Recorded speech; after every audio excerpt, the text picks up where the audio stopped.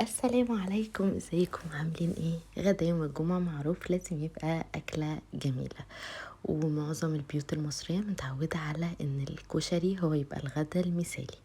وكمان الكشري من الأكلات المصرية اللي ما يختلفش عليها اتنين، عاشق الجماهير الكشري. طعمه جميل قوي، هنعمله مع بعض النهاردة. ومش كشري الحلة الواحدة، الكشري بتاعنا اللي بيتعمل كل حاجة على رواق من أوله لآخره. هعمل معاكم كمان خلطة شطة خطيرة بتودي الكشري في حتة تانية، أنا اتعلمتها من عند حماتي. أسرار بقى بتطلع.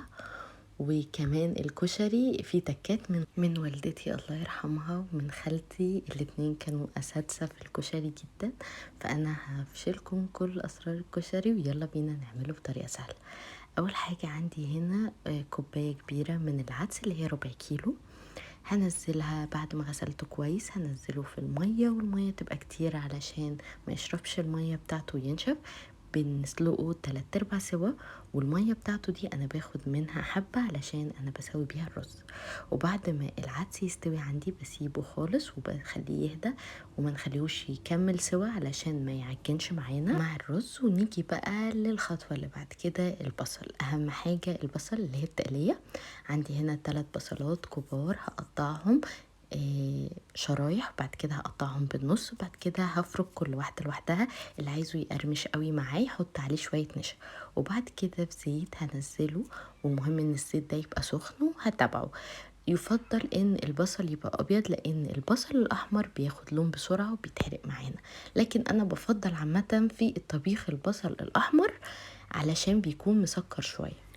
وكمان لازم ناخد بالنا ان الزيت بتاع البصل ده مهم جدا، لان احنا بنعمل بيه بقية الكشري. بعد كده عندي هنا مية بخليها تغلي كويس عشان نسلق بقى فيها المكرونة. الحلة دي بقى نخلي بالنا ان الحلة دي انا هستخدمها في كل حاجة. يعني انا سلقت فيها العدس، هي اللي هسلق فيها المكرونة، هي اللي هعمل فيها الكشري، علشان نسهل على نفسنا كده في المطبخ. هنعمل نوعين من المكرونة: المكرونة الصغيرة خالص اللي هي مرمرية، والسباكيتي انا بكسرها كده علشان تسهل علينا وما تخليش الناس اللي بتاكل تتضايق. هي طبعا لما بنيجي نعمل مكرونه سباكيتي ما بنكسرهاش، لكن في الكشري بنكسرها علشان نعرف ناكل الكشري بأريحية. تاني حاجة انا بحط في المية بتاعة المكرونة ملح فقط من غير زيت، الزيت بحطه بعد ما تخلص. وده البصل، سامعين القرمشة بتاعته. اهم حاجة عشان يقرمش معانا لازم ما يبقاش في الطاسة البصل فيه كتير، يعني نعمل البصل على كذا مرحلة لو احنا عاملين كمية كبيرة. دي اول حاجة. تاني حاجة لما نطلعه ننشفه نخليه بعيد عن بعضه، ويستحسن برضو لو نشفناه على شبكة هتبقى حلوة جدا معانا ومش هينشف معانا، لان المناديل عامة بتاعت المطبخ بتخلي البصل بتاعنا يبقى طري. بعد كده بعد ما المكرونة عندي اخدت استوت كويس، قعدت تقريبا 12 دقيقة 10 دقايق، برضو نتابع المكرونة بعد ما طلعتها وصفتها وغسلتها كويس بالمية عشان توقف تسوية. هحط عليها بقى زيت، شوية زيت من بتوع البصل على زيت عادي، وبنقلب كده ونخلي بالنا علشان ما تعجنش، وعشان تفضل معانا كل مكرونايه مستقلة بنفسها لازم نحط عليها زيت. بعد كده بزيت برضو البصل هنحطه بقى ونجهز عندنا الحلة علشان نحمر فيها الشعرية. انا حطيت كوباية الا ربع من الشعرية، حمرهم كويس جدا، واللي بيحب يزود الشعرية يزود على حسب بقى الكمية اللي انتوا عاملينها. لو عاملين نص كيلو عدس بنزود الشعرية، بنزود الرز. وبعد كده بنبتدي نحمر عندنا الشعرية كويس جدا. ومن الحاجات اللي تخلي الشعرية كلها لون واحد ان الحلة ما يبقاش فيها كتير ويبقى فيها زيت حبة محترمين، وان احنا نفضل ايدينا بنقلب فيها علشان كلها تاخد نفس اللون نفس الدرجة. وكده بقت ذهبي عندنا كويسة جدا. بنكون غاسلين عندنا الرز ومنزلينه، انا كنت مستخدمة كوبايتين من الرز. وده معدل حلو، اللي عايز يقلل الرز ويخلي العدس اكتر يعني دي اذواق عامه. وهقلب بقى واحمر الرز كويس جدا. من الحاجات اللي تخلي الرز ما يمسكش معانا او ما يعجنش انه يتحمر كويس جدا ويكون مغسول ومتصفي، علشان لو في ميه يخليه يعجن. ويتحمر كويس جدا ويبقى الزيت حبة محترمين، علشان ده بيساعد ان الرز بتاعنا ما يعجنش. سامعين قرمشة بقى البصل؟ جميل جدا، من احلى الحاجات بتاعت الكشري، المراحل بتاعته، ترتيب الحاجات بتاعته. ندخل بقى على الصلصة واحنا بنحمر الرز وكده. هنجيب بقى طماطم، اهم حاجة ان الطماطم تبقى حمرا، وكمان تبقى مستوية ما تبقاش ناشفة، عشان لما نيجي نعمل بيها الصلصة تدينا اللون بتاعها الاحمر.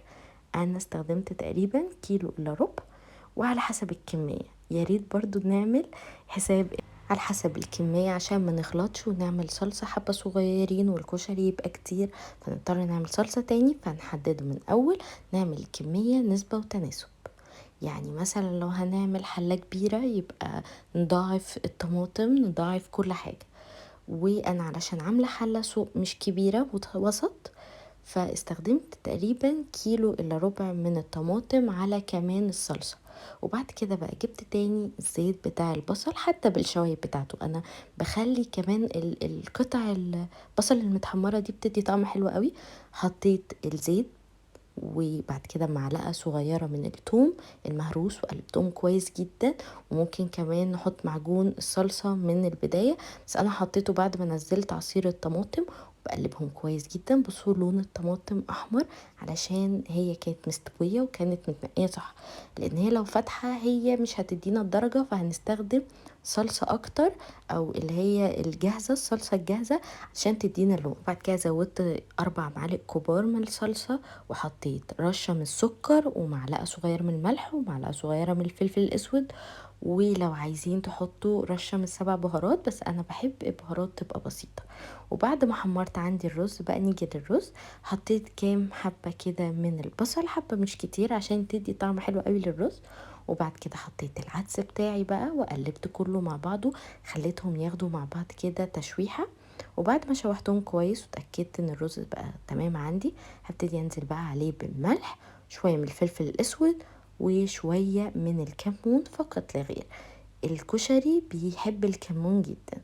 بعد كده الحبة اللي انا خدتهم من مية سلق العدس دي التكة بقى بتاعت خالتي. مية سلق العدس بحطها وبزود بكمل مية. انا بحط المية بتاعتي لحد ما تغطي الكشري وتبقى اعلى من الكشري بعقلة. وبعد كده بسيبه بخليه على نار عالية لحد ما يغلي. اول ما يغلي بخليه على نار واطية جدا وهادية، يعني اهدى حاجة خالص. وبسيبه لمدة تقريبا ربع ساعة لحد ما الرز عندي يستوي. اهم حاجة ان الرز يكون متغطي عليه كويس. ودي الصلصة خلاص كده بقت عندي جاهزة وتمام جدا. هنبتدي بقى نعمل بقى الدقة. هنحط حبة من الزيت ومعلقة من الثوم المهروس، وهبتدي اقلب كده عندي لحد ما الاقي الثوم عندي خلاص كده بقى ريحته قوية وبقى موجود، ما تحمرش يعني، يا دوب بس اخد بقى ابيض كده ومسك نفسه. هبتدي احط بقى رشة من الكمون والكزبرة، حبة صغيرين وحبة صغيرين على حسب برضو كمية الدقة اللي انتوا عاملينها.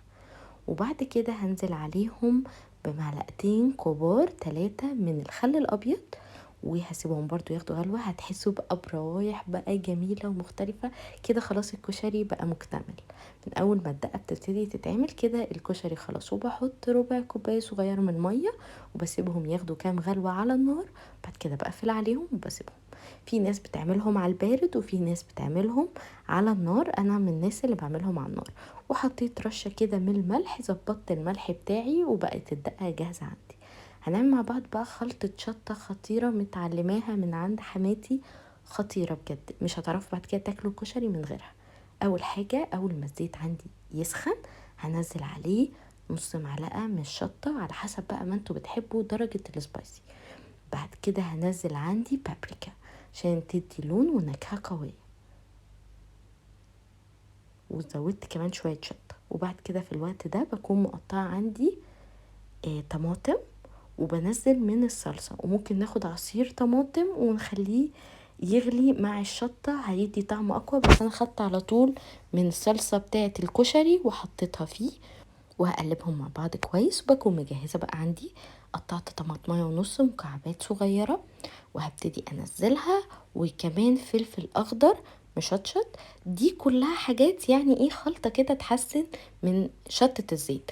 لكن اللي عايز يعمل شطة زيت عادي يشيل الطماطم والفلفل والبابريكا، بيحط زيت ويستناه يغلى كويس قوي، يغلي كويس قوي، بعد كده ننزل الشطة وبيبقى كده الشطة جاهزة معانا.